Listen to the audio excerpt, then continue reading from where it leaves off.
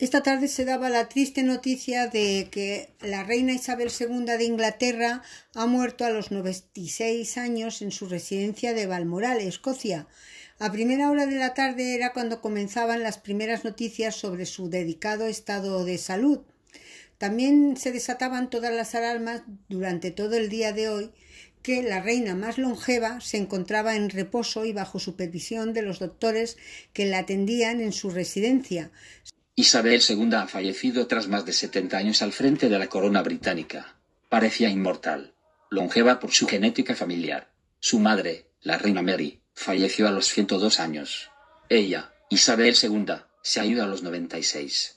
Con una fortaleza admirable, con un sentido de sus deberes de Estado impecable, en vísperas de su muerte, ante la inestable situación política de Gran Bretaña, recibió en audiencia privada primero al primer ministro saliente, y después a la sucesora de este en Downing Street 10. Se vio ya a la soberana con su salud muy preocupante, delgada, con su menuda estatura encogida, pero cumplió con lo que institucionalmente la obligaba. Reina hasta el fin de sus días. El castillo o palacio de Balmoral ha sido para la difunta monarca algo así como su verdadero hogar, aunque en él solo permaneciera unos meses o semanas anuales, en verano y en alguna otra estación. Lo prefería al palacio de Buckingham, su residencia oficial londinense. Balmoral era para Isabel II el lugar donde poder dar rienda a sus aficiones, montar a caballo, cazar, pasear entre sus frondosos bosques, y aún en contacto siempre con los asuntos cortesanos y oficiales del gobierno, podía descansar con su familia, su marido, hijos y nietos. Y hasta participaba en faenas propias de un ama de casa. El primer ministro Tony Blair, invitado allí con su esposa un fin de semana, contaba que la sorprendió un día fregando platos tras una comida campestre en la que el duque de Edimburgo se encargó de freír salchichas. Nació Isabel II por cesárea el 21 de abril de 1926 en un piso de Barton Street, barrio londinense de Mayfair. A nadie entonces de la corte británica se le ocurrió pensar que podía ser reina. Pero la historia nos depara a veces singulares episodios que alteran lo que pueda ser norma y tradición. Así sucedería cuando su tío Eduardo VIII, proclamado monarca de Inglaterra, renunció al trono porque se había enamorado de una dama norteamericana, divorciada, Wallis Simpson. Ello supuso que un hermano de Eduardo fuera coronado como Jorge VI, padre de Isabel, que entonces contaba solo 11 años.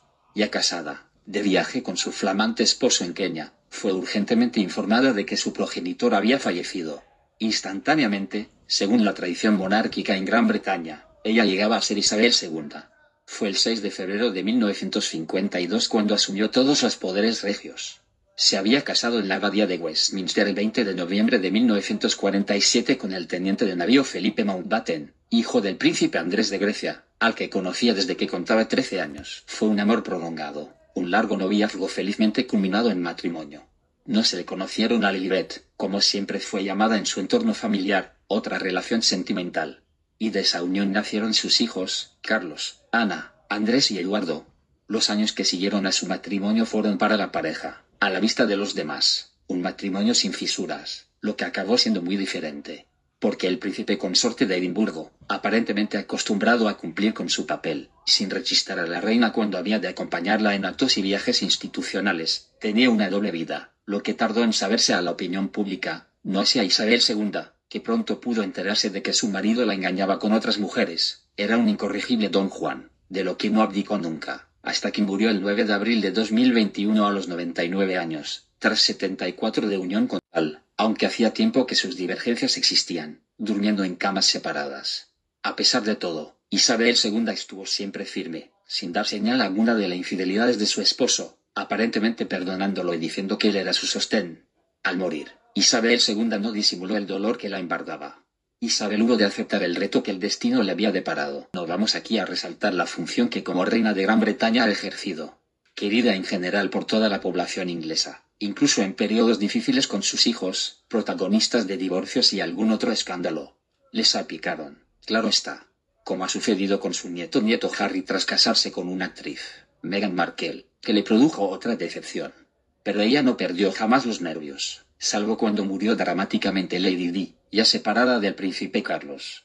Nunca perdonó al primer ministro, Tony Blair, que la instara a dejar sus días de descanso en el palacio de Balmoral para regresar a Londres, y manifestar sus condolencias no solo a la familia de la fallecida princesa, sino a unirse al dolor de su pueblo ante la desaparición de Diana, tan idolatrada. El pueblo británico, algo decepcionado con su reina al principio, acabó personando aquel desdén mostrado tras el fatídico accidente de su exnuera. Y en adelante, Isabel II se sintió arropada por sus conciudadanos. Sus annus horribilis que empezaron con aquel luctuoso suceso, continuaron otros con más divorcios en la familia, los de Ana y Andrés. Este último le ocasionó ya en fechas recientes un terrible desencanto, siendo su favorito, al ser acusado en Estados Unidos por haber violado a una menor. Tras un largo contencioso que hubiera podido llevar a la cárcel al príncipe, se resolvió porque la víctima fue indemnizada con una elevada cantidad de dinero, procedente desde luego del patrimonio privado de la reina. Isabel II nunca se llevó del todo bien con su hijo Carlos.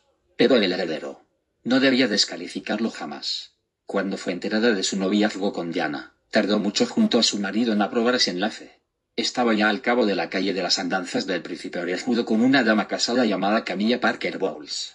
Tampoco esta por esa circunstancia matrimonial creía Isabel II que era la adecuada para casarse con Carlos. Pero a pesar de cuántas dificultades ha tenido que sobrellevar en la vida oficial y privada, al final Isabel II ha transigido en muchas cosas. Una de ellas, aceptar lo evidente, que Camila era el amor que siempre deseó el heredero, y que casarse con Diana fue un gran error. Hace poco más de 3 meses, Isabel II delegó en Carlos para presidir la apertura del Parlamento británico. Ya atravesaba un problema de movilidad, con la salud quebrajada paso a paso. Pero asistió, gozosa, a las fiestas de su jubileo, en junio, al cumplirse las 7 décadas en el trono de Gran Bretaña, las de platino. Y dejó públicamente sentado que a su muerte la heredaría Carlos. Y Camilla, como reina consorte. Desde aquí también les mandamos nuestras condolencias y opinar qué os ha parecido, qué opináis de la reina Isabel II. Dar muchos me gustas y suscribiros al canal. Hasta pronto.